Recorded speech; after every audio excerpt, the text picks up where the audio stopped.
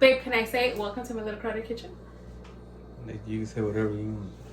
Hi guys, welcome back again to my little crowded kitchen, where I'm going to show you guys how to make carne en su jugo. This is the way I make it. Just make that clear. These are the ingredients. 4 pounds of carne diezmillo. This one's sliced. We're also going to need a whole pack of bacon, chiles güeros. We're going to need 6 of these. This is Mexican green onion or cebollitas cambrais. We're gonna need 6 of these also. 15 tomatillos, 2 jalapenos, depending on how spicy you want it. You can also use serranos. And un manojo de cilantro, which is just one of these bunches of cilantro. So we're gonna begin by cutting the bacon.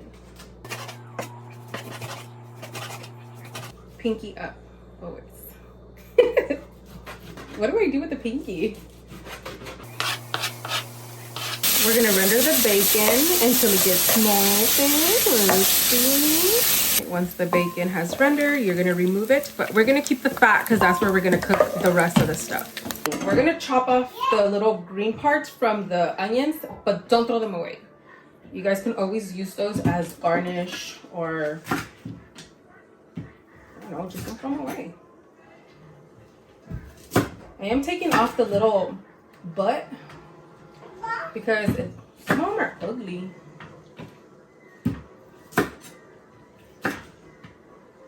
Okay, now we're gonna fry up our onions. Do not throw these away. I'm gonna poke a little hole just so that they don't pop when they're frying. Like that. And they're gonna go in here with the onions also.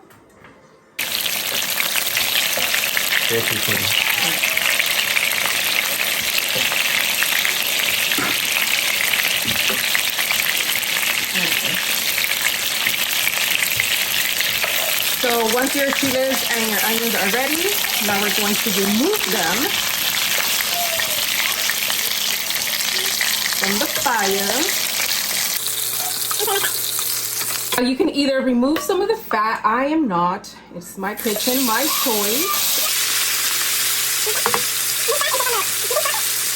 We're gonna season it up using whatever seasoning you like. I like using seasonings with low salt or low sodium. That way I can control the salt that goes in there.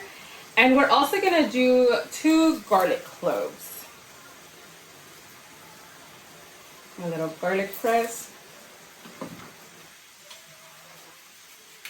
And we're gonna cook this with the cap on. That way the meat releases all its juices, and that's where the name carne en su jugo comes, because even though it sounds kind of like weird, like, oh, I'm eating meat cooked in its own juices, that's what it is. We're gonna let this simmer for about 20 minutes. Here is where we're gonna start adding all of the things that we fried up earlier, like the onions, the peppers, our bacon.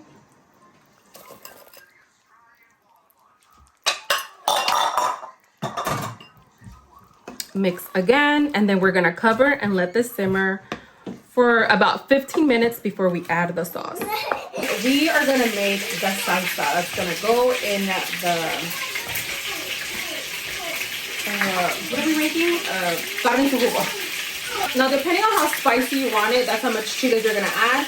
Here, they don't like spice, so we're just gonna add 2 jalapenos. You can use serranos, or you can even use more jalapenos. But we're doing 15 tomatillos, 2 big papa jalapenos. As soon as the tomatillos change colors, you're gonna stop it. Because if you overcook the tomatillos, your salsa will become bitter or gelatinous, or like kind of like jello. If you guys ever noticed that, it's because you overcooked your tomatillos. So this is ready. Let's turn it off. 10 out of 10, do not recommend for you to put them in there hot, but I'm a little on the impatient side.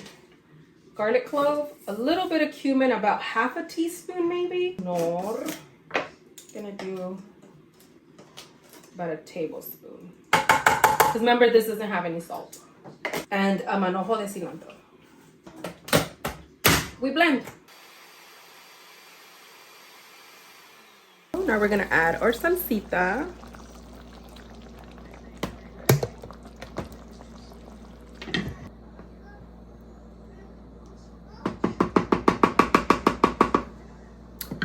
And then we cover and simmer for about 10 more minutes, 10 to 15 more minutes. After 15 to 20 minutes, depending on how hard your meat is, this is what it looks like. Now it is finally time to serve. Now this part's not necessary, but will it make a difference? Yes. These are gonna be little mini papa tortillas because it's a little mini papa prensa.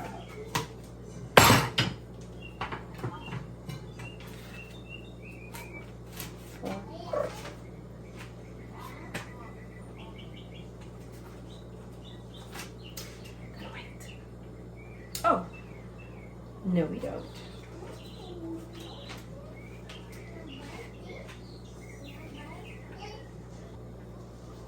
Husband, come.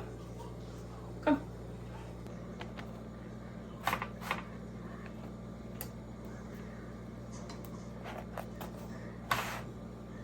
So you're gonna add your carnita with the juices. Okay. You're also gonna go in here with frijoles recién cocidos.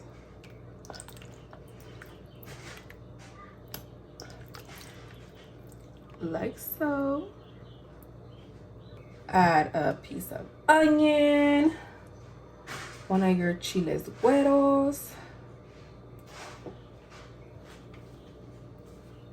You're gonna go in here with some onion and cilantro. Ay, es más cilantro que nada. Let's go add some onion too. All right, do a couple of radishes and some avocado. And then of course, a small little piece of queso fresco. And there you have it, guys. This is how I make carne en su jugo, my way. Hope you like this recipe. Bye.